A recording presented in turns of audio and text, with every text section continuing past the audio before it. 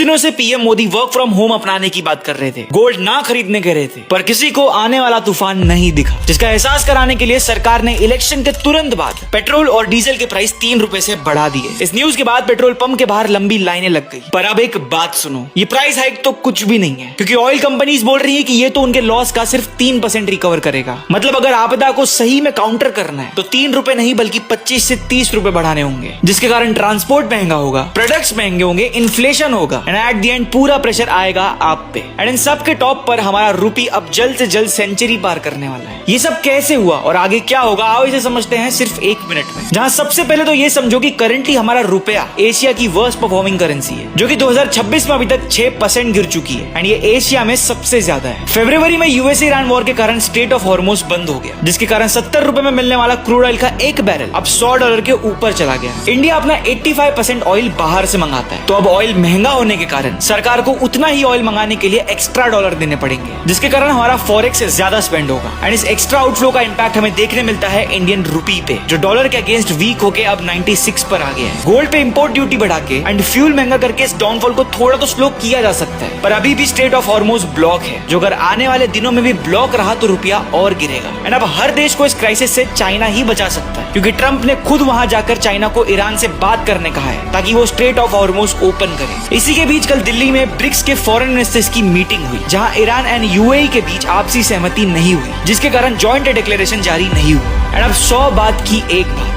हालत खराब है एंड कई एक्सपर्ट्स लॉकडाउन की भी आशंका जता रहे हैं। एंड ऐसे इंसिडेंट से हमें समझ में आता है कि वॉर कोई एंटरटेनमेंट नहीं बल्कि जिंदगी डिस्टर्ब करने वाली चीज है। आगे इस मुद्दे में जो भी होगा वो आपको सबसे पहले पता चलेगा only on India in last 24 hours via breaking news post. फिर हर शाम 6 से 7 के बीच एक डेडिकेटेड वीडियो आएगी जिसमें लास्ट 24 घंटों की सारी न्यूज कवर्ड होगी।